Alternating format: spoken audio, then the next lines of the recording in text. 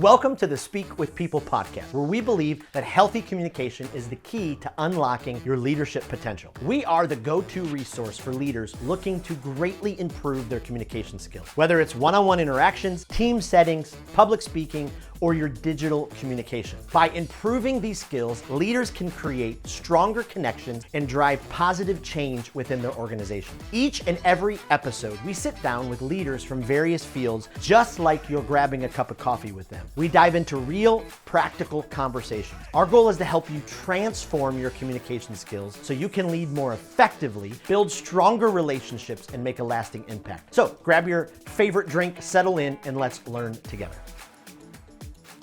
Well, how can you monetize your video content? Many of us listening have been religiously posting. We post our podcast and we post our video thoughts and we put our clips up and we have Opus accounts or whatever real account we have. But how do we get to a place where we really see some monetization? And then really, how can you create some digital marketing systems and in the crazy world without even showing your face? How do you start to monetize all of your ideas, your content, and make a living off of it, support your family, support your business? Well, today we're diving into all these fascinating questions with an incredible leader that I had the privilege of meeting last month.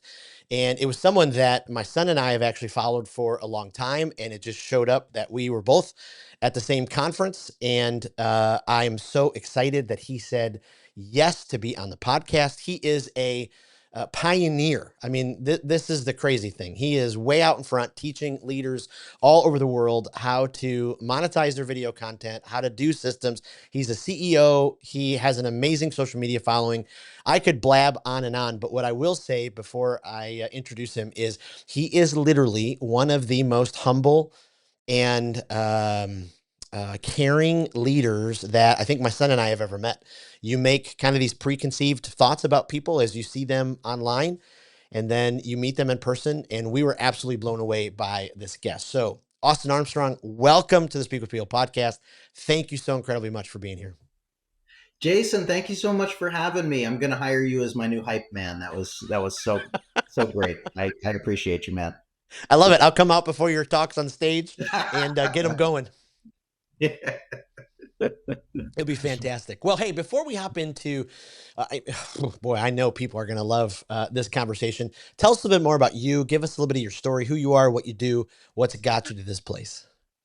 Yeah, so I am now a serial entrepreneur, I guess. I'm a content creator. I'm an international speaker. I have been doing social media marketing for 20 years as of October of this year. Wow. And not just having social media, actually growing followings, growing influence, and monetizing it. So I've been doing this a long time, and I've seen all of these platforms come and go. I've tested every strategy that you can possibly think of. I've grown a large personal brand myself. I've grown multiple successful companies off of that. And I just love what I do. I was very fortunate to find what my calling was early on in life. I mean, from 14 years old on MySpace, growing accounts and helping other people grow their. I've just kind of been doing it my whole life. It's been a blessing. Oh, I love that. Okay, so let's kind of jump right to it for some leaders, because they're like, you know what? I tried to post for a week, a month, and nothing really ever happened. Nope. Walk us into kind of the mindset, a leader needs as they get ready to, create their brand, create their movement online. What are some of the habits that they need? Well, so that's such an important thing, because consistency is the most important aspect, not just of growing social media, growing a personal brand online, but everything in life. If you want to do it, you have to commit to this. Mm. This is just a new thing that you do now. You can learn along the way. There will be failures and lessons along the way. You can pivot your content strategy. You can try different stuff out. I tried to make wooden bow ties work. That's not me though, but just be authentically you and stay consistent. It really wasn't until the last, I would say, 5 years that I had a lot of really great success with my own personal brand. 5, 6 years. Um, just like going to the gym, brushing your teeth, eating your meals, taking care of yourself, commit to it and stay consistent and try and make micro improvements along the way. Mm. Now, some other things that have worked for me mindset wise is you have to realize that in everyday life, nobody gives a crap about your social media presence. Nobody cares that you have millions of followers. Cool. Okay. They're worried about their own problems, right? So you have to be your biggest cheerleader. You will get fanatical fans online and people that scream from the rooftops about you and are excited to meet you and all of this stuff. But when it comes from within, a little healthy narcissism, when you're like, I put up this post today, I'm really proud of it. It got 10 likes, which is one more than it typically gets. That's a win. Good job, me. Be your own biggest cheerleader, celebrate every little win along the way. And that is what has prevented me Mm. from ever burning out over 20 years of doing this. Wow. Wow. Boy, I love that. Okay. So talk to the leader who's sitting there going, it just, I don't know if I have the time. Will it really help me as a leader? Will it really help my job, my platform? Because I still run into those people, and I'm just like, what world are you living on? So I'd love your perspective and wisdom on this. Yeah, I have two thoughts. I mean, first of all, if you are a leader, an expert in your field, you have something unique to say, you have an obligation to share that online because Mm. you have information and knowledge and expertise that will help people.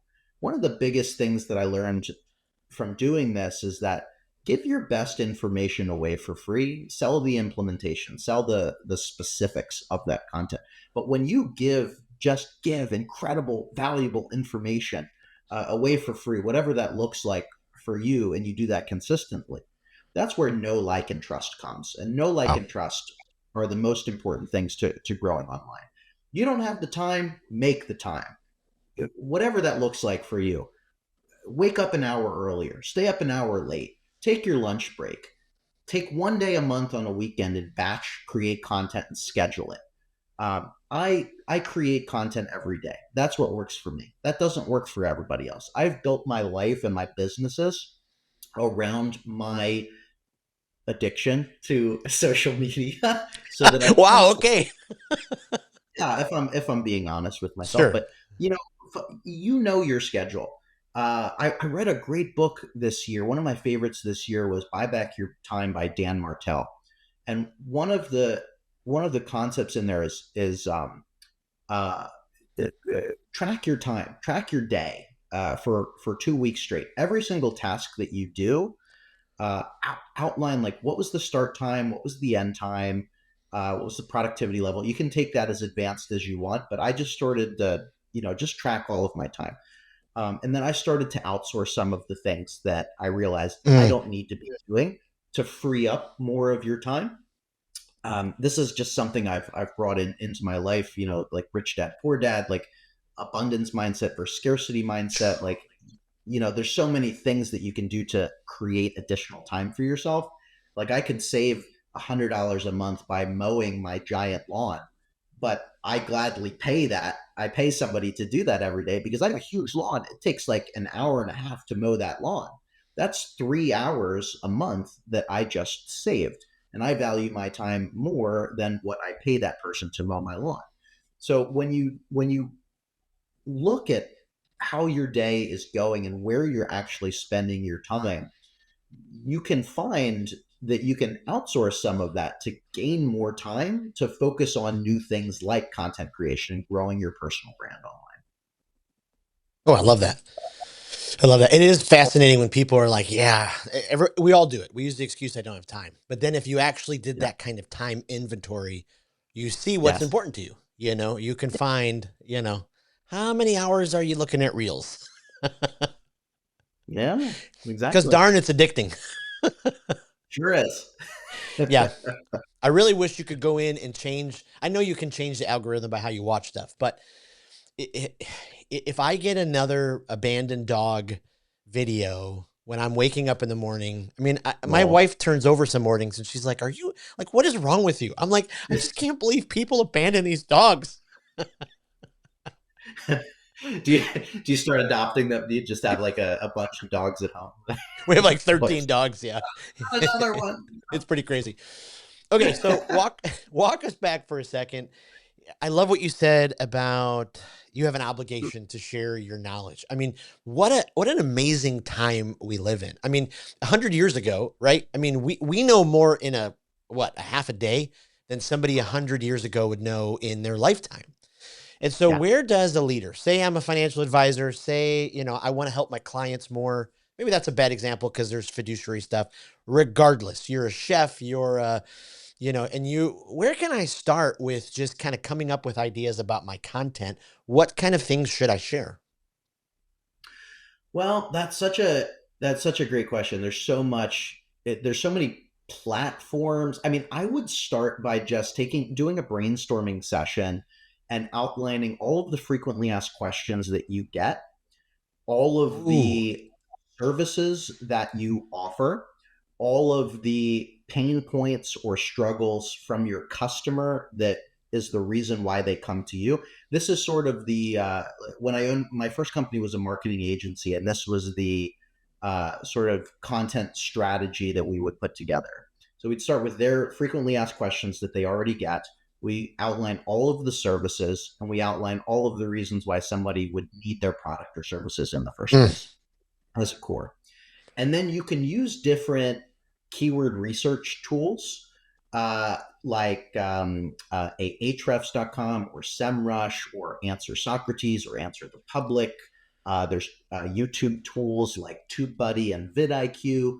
And so you can start to type some of these things in here. You can type a service in, you can type a pain point in, and it's going to show you questions that people are searching for online. Part of my philosophy in content creation, especially when working with a service based business, is that social media is a search engine. People are Mm. looking for information on social media platforms, on TikTok, on YouTube, on Instagram, on Facebook, all of these platforms. It's not just Google. So when you create this sort of evergreen content that is answering a question that they have and is talking about the emotional triggers and pain points that they have, start there. Now, we really live in an amazing time in social media landscape, having seen all of these things. One of the things that TikTok really pioneered, and then of course Instagram stole it, is video responses to comments. And so Oh. once you start doing this, once you start creating content, other people are going to start asking follow-up questions. And so what you can do is you can answer all of those questions with a video. This builds trust and rapport online with an audience member. Some random username 453694555 never thought that you as an expert in your space would take the time to personally answer a question online. But it's not just them that have that question. That question is likely resonating with a lot of other target customers that you have. And so you can continue to go down that rabbit hole. The other thing that you can do too, specifically on TikTok, now this is a little like um, not cool. I don't know the best way to do it, like in TikTok culture, but you can go to a competitor's comments. You can look at a top profile in your same niche that's already done all of the work. They're doing all of this. They have hundreds of thousands, tens of thousands, millions of followers, whatever. They're likely getting a ton of comments and questions on their videos that they are not responding to. Now you can take those and just create unique content, but specifically on TikTok, you can actually do a video response to someone else's comment on another video, and it Huh. links your video in their comment section. So it's kind of sneaky. It's a little like, you're hijacking my audience type of, but like, at the end of the day, you're still helping people. So that's quite a few ways. And if you do this strategy, so like, what we'll typically do with this, all of those tools and all of that outlining, we'll put in a spreadsheet. We'll go like, this is category one, maybe that's FAQs. Category two, maybe these are all of the services. Category three, these are questions that people are asking online. category 4 are comments on your videos or on a competitor's videos. Category 5 is just trends that are going on right now that you can maybe tap into that and add your 2 cents to. And then below each category, outline 10 to 15 different uh, topics or questions associated with that you can find online. When you do this practice, you're going to outline 2-3 months worth of videos, Wow. right? Just in that. And then what you can do is systematically go through them. You do this practice for growth. So you can say, Monday, I'm going to do a video or a piece of content from category 1, Tuesday from category 2, Wednesday, category C, and just keep doing this. After about a month or so, if the content's pretty decent, you're going to notice trends. You're going to notice that videos in category 3 are performing exceptionally better than the other categories. Social media is a momentum game. And so when you find the topics and the categories and you that perform exceptionally well, and by doing this systematic approach, you can find that out faster. Go all in on those topics, and you will grow Ah. exceptionally faster that way. And you'll get inbound leads, the whole 9 yards. I can talk about a lot of specific examples of this if you want. I did this. We did this strategy for clients over and over again. It works amazingly well when you like systematize like that. Wow, that is, I mean, that's gold, especially for someone like me who loves those kind of easy systems. You just gave us the blueprint. I mean, that, it takes like, oh my goodness, what do I do? What do I do? And you gave us like a very practical, okay, tomorrow I could do this. So as I'm working on my videos, what's the best platform? Do I just post them on all of them? Do I just pick one? Well, yeah. I mean, that's going to depend on you and the topic that you create and where your audience is. I'm a big advocate of short form content repurposed across every platform because I'm more general and my content reaches a lot more people. Now, if you're like a mortgage broker and you're trying to get people to get a loan, like, I still would argue you should be everywhere, but there might be platforms that are going to be more rewardful of your time. Yeah. So you just have to keep that in mind. Some people are like, all the business people are on LinkedIn, which is not true, but it depends like what type of content that you want to create, how much flexibility and freedom you have to take risks with your content. If you're in a not like a if you're in a very heavily regulated industry and you have to be all buttoned up, like you can't get too crazy in your content. So you have to weigh all of these. But I mean, if you're like this question answer style content, a best practice, like record it vertically, record it less than 90 seconds now. 90 seconds is kind of the median across all platforms. It was 60 seconds, but YouTube just expanded. So 60, 90 seconds, post that same video to every single platform. It doesn't take that much time. You can hire somebody to do this. You can hire a Hmm. VA to do this. It's very affordable. You can hire an internal team. I know a lot of the audience here are executives or coaches or whatnot. You can pay somebody to do Hmm. this if you don't want to manually do it yourself. Oh, I love that. Boy, I love that. Okay, let's go. Kind of same thing, but a little different for some of our listeners. I think this is going to be like, what?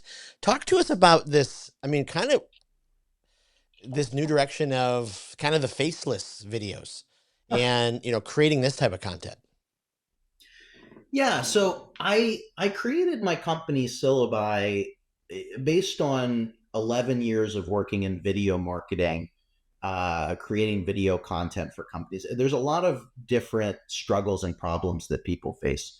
At a highest level, specifically for Faceless, a lot of people just don't want their face on camera for whatever reason.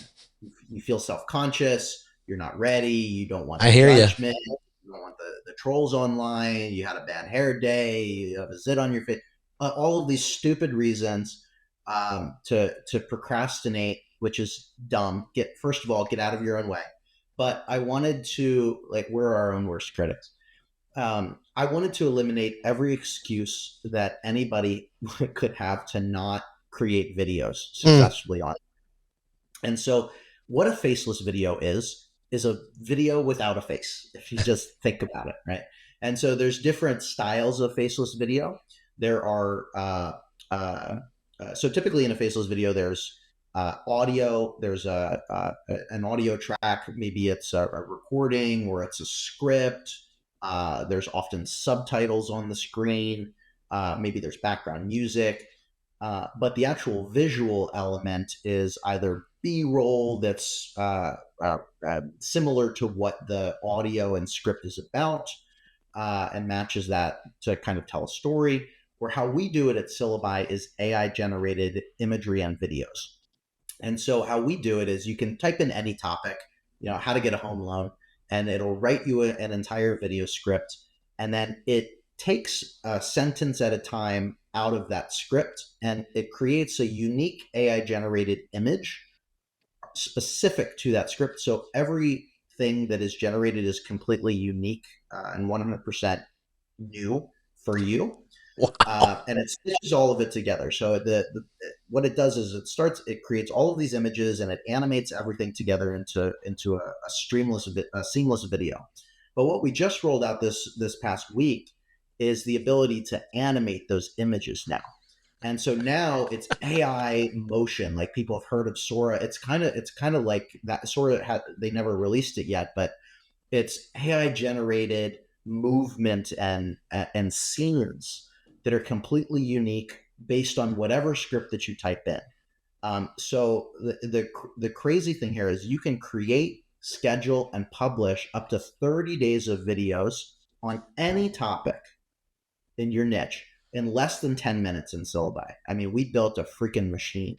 This Wow. thing is insanity. It's kind of hard to believe how far it's come. But we have like a search engine in there. Like I took all of the best practices that I've said so far and I turned it into a software that's surprisingly affordable. Because I don't want, I'm not greedy here. I just want everybody to have success with video. And I wanted to eliminate every single excuse that you could possibly come up with. You don't have Wow. time.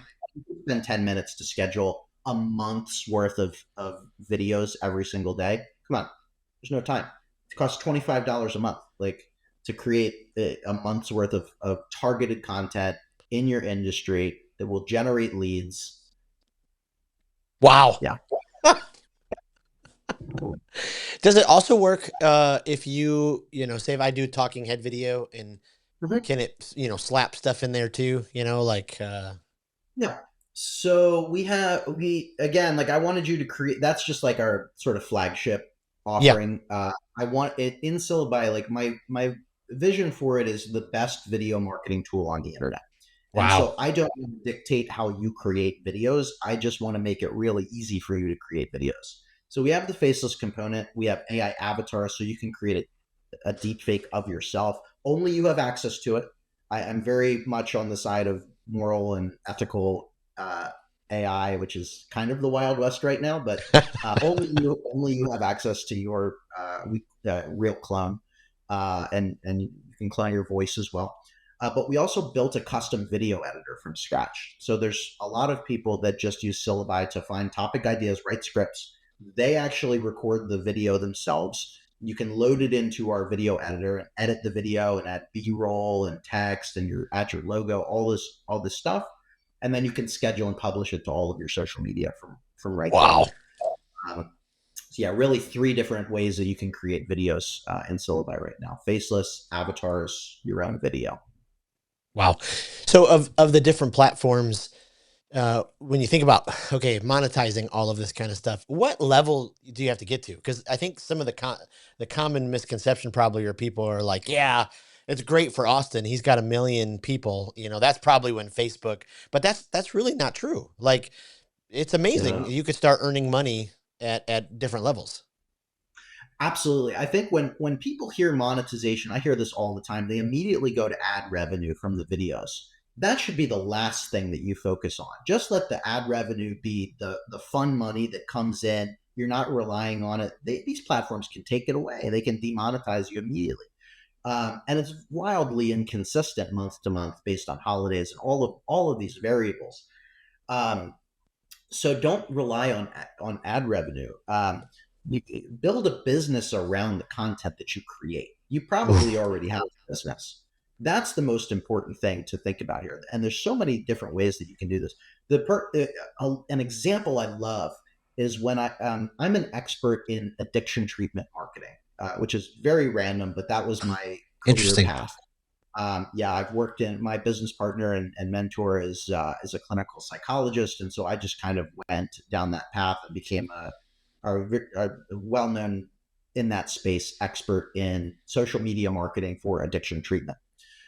And so when I first started my agency, less than I think I had about 700 subscribers on my YouTube channel, but those videos were so highly targeted around how to get admissions, how everything about digital marketing and social media strategies for the addiction treatment industry. Those videos are not going to go viral. Those videos get, maybe tens to hundreds of views, maybe 1,000 plus if you're, but I got a $15,000 consulting contract from a video that had like 200 views on it.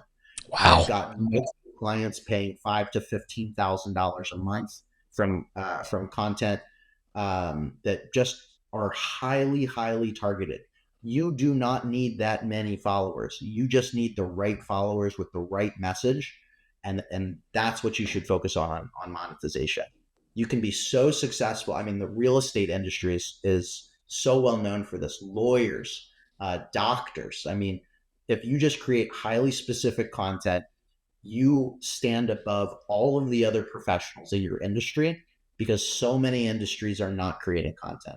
Now, real estate agents are getting flooded with, you've got competition in the real estate space. I'm very plugged in that community too. But um, most professional industries are not regularly creating content. And if you just commit to it and you apply some of these strategies, you are going to get business. I promise you.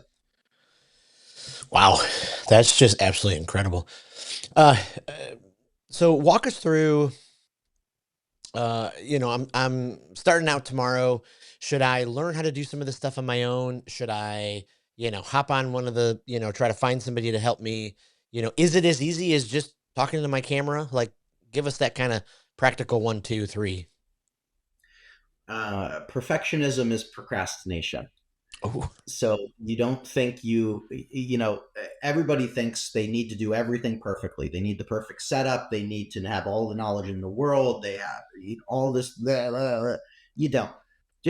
Most, I have 3 million followers. I create content on selfie mode on my phone, and I have a $15 ring light over here, and I edit everything on my phone. I don't have a big setup. I've been doing it a while, but everything that I've created 5,000 videos personally on phones over the last 6 years.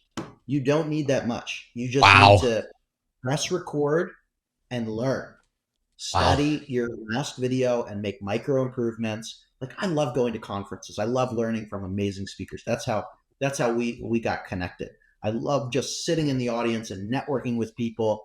The all of us got down by the pool bar. We got dinner and drinks Yep. down there. Like those are the conversations. Like I love learning from people that way. Constantly learn, reading books, listening to podcasts. All of this stuff. Just take that knowledge and apply it. You can hire. I've hired coaches. I've hired consultants. I've invested in myself and my growth. But you don't have to do all that stuff to just get started. Just get started and improve Right. along the way. Right. Nobody's going to watch your videos at the beginning anyway. So just get those reps in. Right. Okay. So, well, boy, 14 years old, you're on MySpace. Not- And you're You're you're doing all the things. What happened? When was it? Take us back in time for a second. When you got to the first really bad troll, the person that was, you're like, what the H? Like, why is this? And maybe you've never had a really bad troll, but I know for some people they're like, you know, that kind of no, holds them back. With the dumb comments or the, some of those kind of things. Walk us through how you kind of, walked through all that kind of stuff. that's a good question. Nothing comes to mind for a troll that really impacted me. Mm, I've become so used to it that I actually troll the trolls as a big part of my content strategy. Uh, I can get into that. That's a whole engagement bait thing. Like when you get to higher levels of social media, like there's a psychology that you can include in your content to just drastically increase everything. But um, where my mind is going is that the biggest criticisms were coming from my personal life, not online. Mm, So like when I was on, like, taking it all the way back to MySpace, um, and even like on Facebook and stuff, right? You connect with your friends and family on there. And when you start to post, the people that the biggest critics are the ones that aren't doing anything themselves. And so wow. I would start posting a lot, and I was gaining a bunch of traction, and I would have people like friends and schoolmates and all this stuff like kind of making fun of me. Be like, this is, like, your posts are really annoying. This is stupid. Why are you doing this? Like all that negative Yep. bullshit. Like even, Yep. there were things at the time that even like my parents are like, this is weird. What do you like? Is this illegal? Like, what are you like? Stuff like that. And so when you can get past that judgment in your personal life, because there's definitely like a difference of online anonymity keyboard warriors versus people in your real life criticizing you. If you can just become numb to them or have empathy for them, like I love this from Gary Vee, a troll online is almost never a personal attack. It's more of a personal insecurity. Ooh. Yeah, yeah. Ooh. So because they don't know you, there's no connection there, right? So like if they make fun of you or something, they're just being it's like it's nothing against you. Just have empathy for that person. Like I feel sorry that you took the time to say a hateful thing online. Like I am not in that place. I am in a better place as a human. And so, I have my lapses, and I partake in some internet trolling from time to time, but never anything hateful. But um, just have empathy for those people. Trolls are inevitable, and that's why I love trolling the trolls. But yeah, nothing really like from an online comment has stuck out for me. Boy, I love that. I love that. What about the people who do decide with their they do decide to be the crazy shock factor people? Like cuz they're out there, it's like everything they say is either laced with hate, laced with fear. Yeah, For me it's with speak with people, our whole thing is to speak with people, not at them. And so we're constantly trying to challenge people. Stop being an at hole. Like you don't have to communicate out of fear and control and aggressiveness and manipulation to connect with someone. It just you don't have to do that. But people decide that and their views show it, right? Like people, you know, love that. So maybe there's someone here who's starting to walk down that path, you know, give them your wisdom as they're kind of thinking through, going to that path. I mean, just spread joy and positivity in the world. Don't be a hateful person. Yeah, yeah, but, but that's just me. I mean, but the other reality, and I recognize this, is like to be president of the United States, you have to have half the country hate you.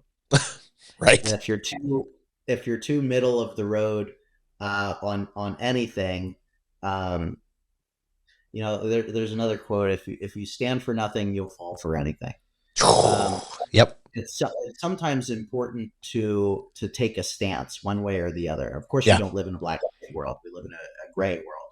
So but you won't be taken seriously if you're just too go with the flow and too middle of the road, right? Like it's okay to take stances.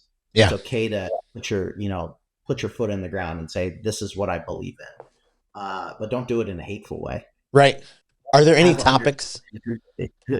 Are there any topics that you do try to steer? You just steer it like, you know what? Those are yeah, divisive enough. I'm going to steer clear of those. Or is yeah. everything on the table No for you? politics for sure. I don't touch politics at all. I yeah, I believe we can all get along, and even that is a controversial statement for whatever reason. I think we can separate our political beliefs and still be friends, and still be have business relationships with one another, and still be good people. And that's in and of it. That's what I believe, but that's a controversial statement in and of itself, right there. But I don't touch anything political. Don't Yeah. do it. Yeah, I love it. So, if you could go back in time, there are parents listening, and Gen Z. I mean, it's an amazing generation. They are pure digital natives. They know Yep. nothing about They know nothing about not having this on you all the time. They get answers as soon as they want. They share Mm-hmm. everything, their emotions online. They don't know anything else.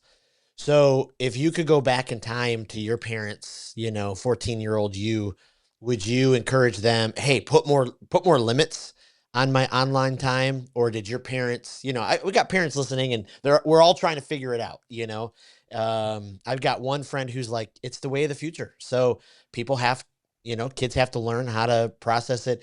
Are you on the side that's like, oh goodness, I would, recommend, giving them some limits? Love your thoughts on that. So I'll start by saying I am not a parent. So take this advice.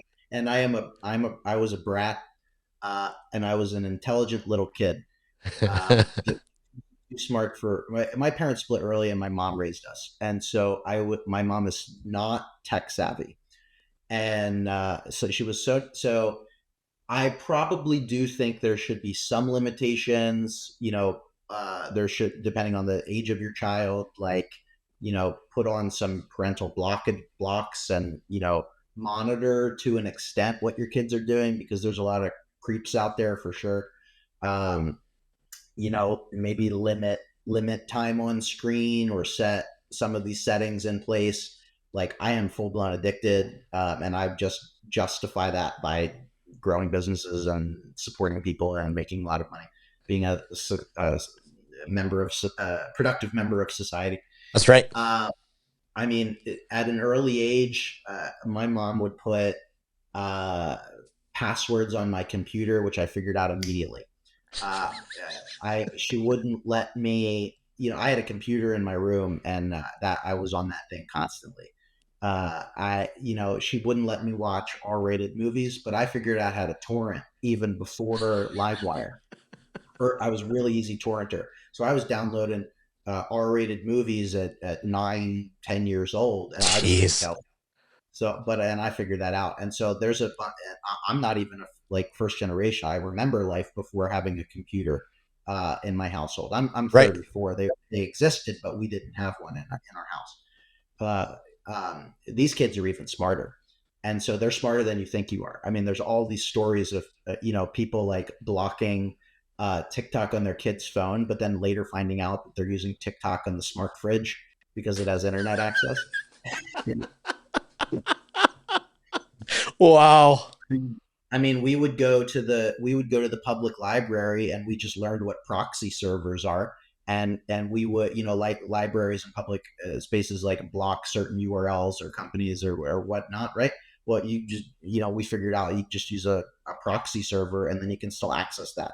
So we were just really smart, tech savvy assholes, and we just didn't. Like, I'm a boy. Like, I just didn't tell anybody anything. We just did it. Yep. Yep. So, like, I say that because your kids are doing it, whether you think they are or not. Right.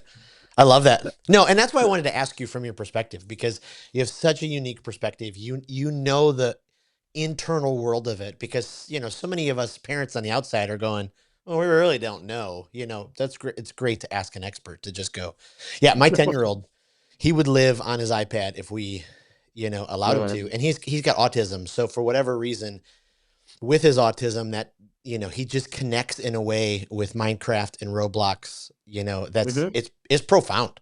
And the way that Yeah. sometimes we take it for granted because he's not very verbal with his communication, but the way he communicates with that iPad, it's powerful. And so I'm trying to learn that Yeah. balance. So like, I'm not a. Let me, maybe turn that around on you. I'm not a parent. I don't have kids, right? But like, I recognize, like, my nephew is autistic on the spectrum. And I see that like there's definitely judgment on the parent that gives the laptop when they go, or the tablet when they go out to a restaurant, right? And so that's not always the easiest thing. Like if you have a child on the spectrum, it's hard to control that kid. Right. They're throwing stuff around. They've got like I had great ADHD growing up. They're Yep. they're crying, they're screaming, they don't care about the surrounding area, right? And you as a parent just want to have quiet time with everybody, right? But that's not. Sometimes the iPad is the only solution for them, unless there's some other thing that you can do. And so like there's different things that you can do on that iPad to be more productive with them, right? There are Yeah. educational games. You don't have to just be like go on YouTube and watch crap. I would argue that Minecraft is good. I would imagine. Oh yeah. There's building, there's reasoning and logic and uh, bartering and trading and all kinds of different things that have real life applications. And so just giving your kid the iPad is not necessarily a bad thing, but how you give your Yep. kid the iPad uh, can probably be improved. You can put an educational game in front of them or, something like. What are your thoughts on that, actually, out of curiosity?